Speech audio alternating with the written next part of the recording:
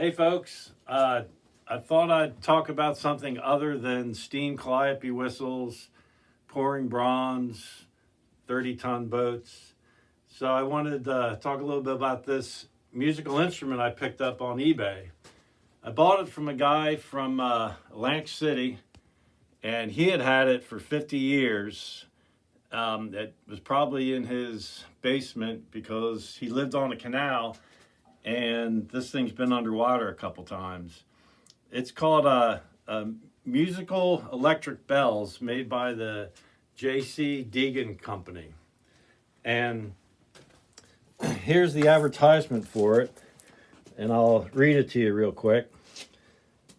Mr. Exhibitor, if you are interested in refined musical entertainment in conjunction with your presentation of motion pictures, you should write at once for our new Big F catalog describing 240 electrically operated musical novelty instruments.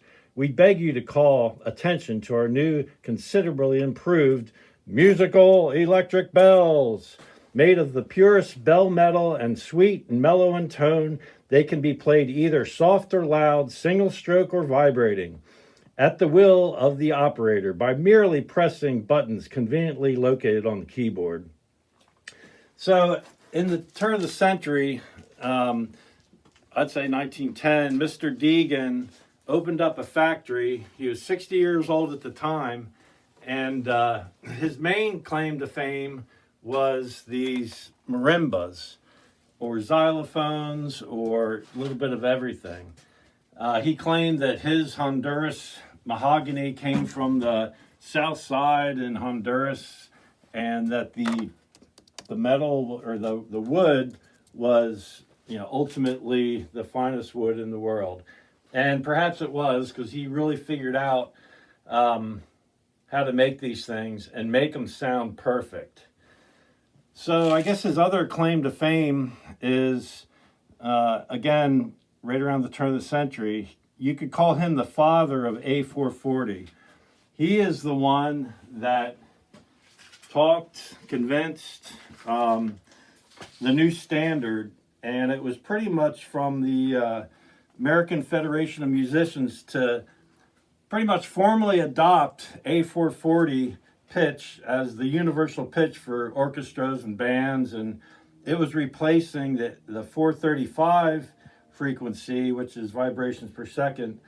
But after reading this article, and I'll include it in the link, I think he had ulterior motives, because all his bells and carillons, church carillons, marimbas, everything he made was tuned to A440. But needless to say, it became standard.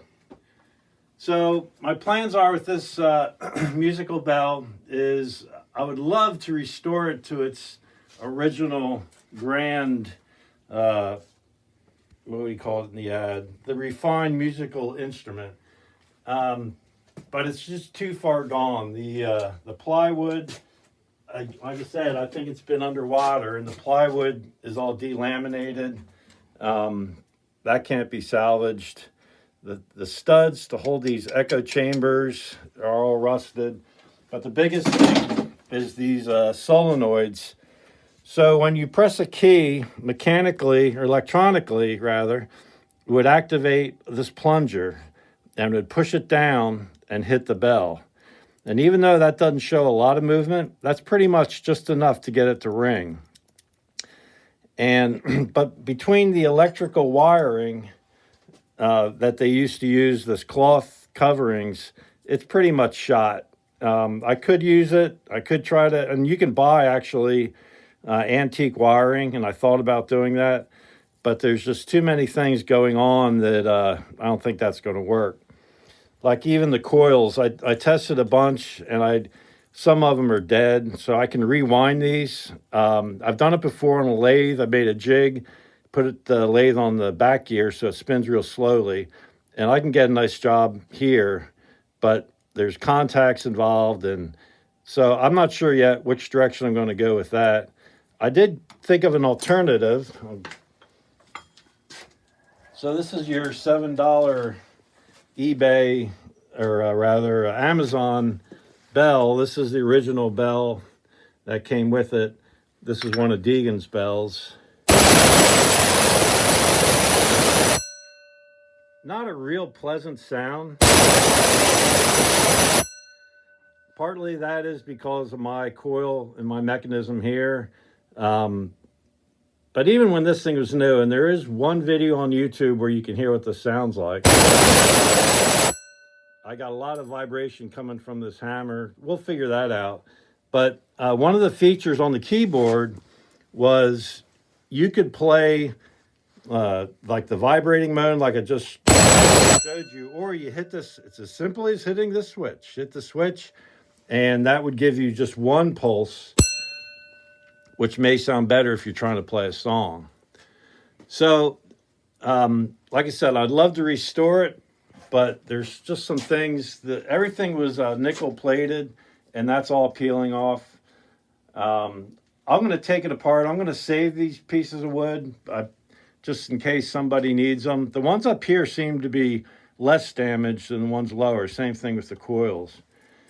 But getting back to the bells, so I've learned more in 48 hours about tuning bronze bells, whether it's a carillon, whether it's the 200-ton bell in Russia that actually broke when there was a big fire in Russia and they were putting water on it and it cracked and an 11-ton chunk fell out. But bells are tuned on a lathe or what they call a vertical mill. And in this case, I don't think Deegan actually cast these bells. I think he probably had them cast but tuned them himself. And the way to do it is you cast the bell, but they're always cast sharper than they need to be, because to fine tune them, then this is one of his, you put it in a lathe and you spin it around, and there's 5 modals of a bronze bell that you want to tune. There's the hum, there's the pitch, or the hum, prime, minor, third, fifth, and then the whole octave. So there's a real art. Anybody can cast the bell. Tuning it is the art, as far as I'm concerned. And you think of the days when they didn't have tuners, electronic tuners, oscilloscopes, or anything like that.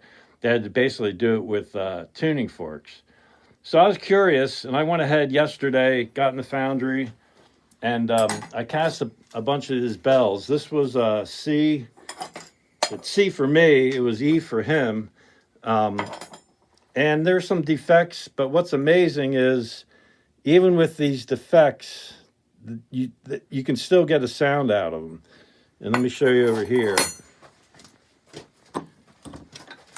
Tighten that up, get my clapper. I'm going to tune on this tuner. It's a cheap 20-year-old electronic tuner. And this is an E note. So what you're going to look for is this E lighting up in tune for just a second. Right there. Because that's all you have to check it. So this one I did tune. Originally I thought it was going to be an F. And I chucked it up in the lathe and removed some material inside. And it turned into a E. Over here, I'm in the process of tuning this, another bell. So basically, I'm putting in the lathe, and depending how much I'm taking off, I'm either using a grinder or a cutter.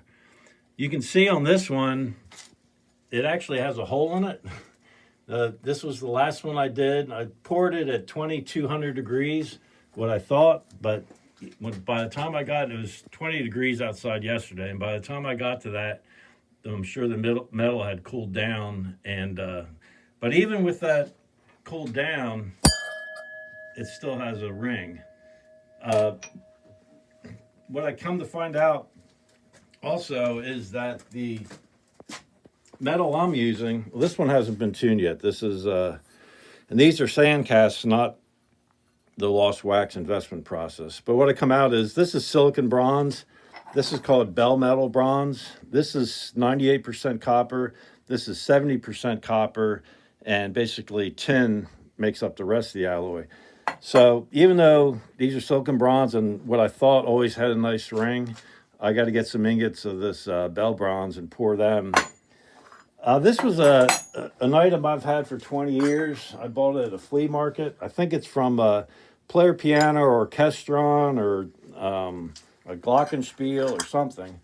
But these are actually cast bells, and if you look on the inside, you can still see the original casting. And instead of tuning it from the inside, you can see these lines here. They actually tuned it by removing material from the outside. So this would be easily reproduced. What I may try next is to cast these using the lost wax investment process, which would pick up every single detail.